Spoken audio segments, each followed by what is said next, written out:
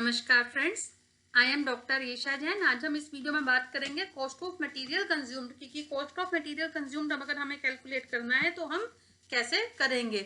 So guys, cost of material consumed करने का simple सा फॉर्मेट है, आपके सामने स्क्रीन पर दिया हुआ है। ओपनिंग स्टॉक जो भी हमारा रॉ मटेरियल का होगा, ड्यूरिंग द ईयर जो भी हमने परचेजेस की हैं, जो भी हमने carriage octroi purchase of raw material pay किया है, वो सारा हम opening stock of raw material में ऐड कर देंगे खर्चा।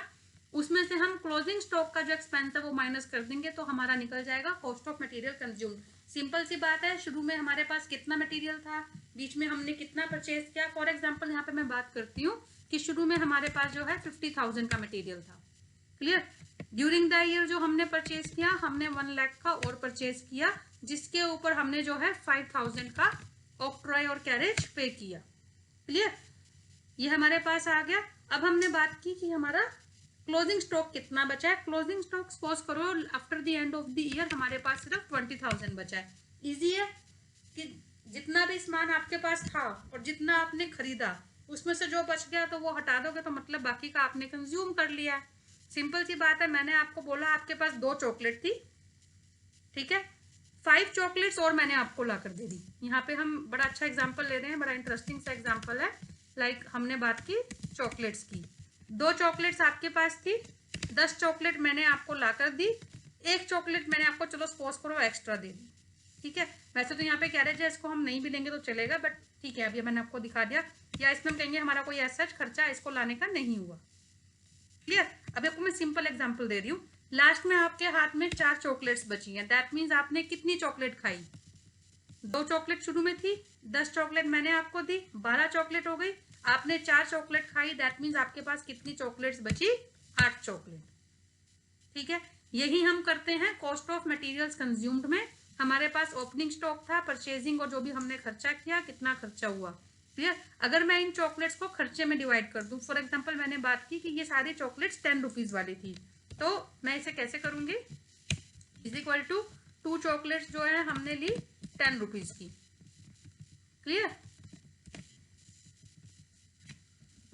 उसके बाद फिर 100 रुपीज की चॉकलेट्स और आई।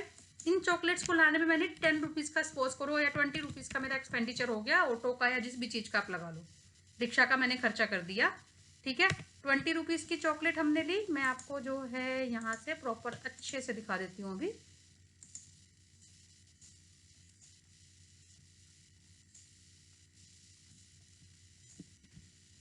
थोड़ा इधर कर देती हूँ मैं।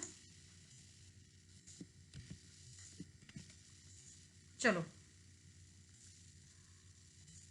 अब हम यहाँ पे बात कर रहे हैं, 2 चॉकलेट्स थी। अब हमने क्या किया, ओपनिंग में जो 2 चॉकलेट थी 20 रुपीज की, 10 चॉकलेट्स हमने परचेज कर ली 100 रुपीज की। तो ठीक है, ये हमने चॉकलेट्स लिखी थी, यहाँ हम एक्सपेंस लिख रहे हैं। इन 100 रुपए की जो हम चॉकलेट लाए, इसको लाने में ना हमारे 20 रुपए लग गए रिक्शा के। ठीक है, लास्ट में आपके हाथ में 4 चॉकलेट बची हुई है 40 रुपए की। दैट मीन्स आपने कितनी चॉकलेट खाई, 8 चॉकलेट। दैट मीन्स वो 8 चॉकलेट कितने की थी, 80 रुपए की। तो हम कॉस्ट निकाल सकते हैं कि टोटल 80 रुपए की चॉकलेट जो है हमने कंज्यूम कर ली। In the same way opening stock of raw material और इसके बेस पे हम कॉस्ट ऑफ मटेरियल कंज्यूम निकाल रहे हैं। ये हमारा कैसे निकलेगा,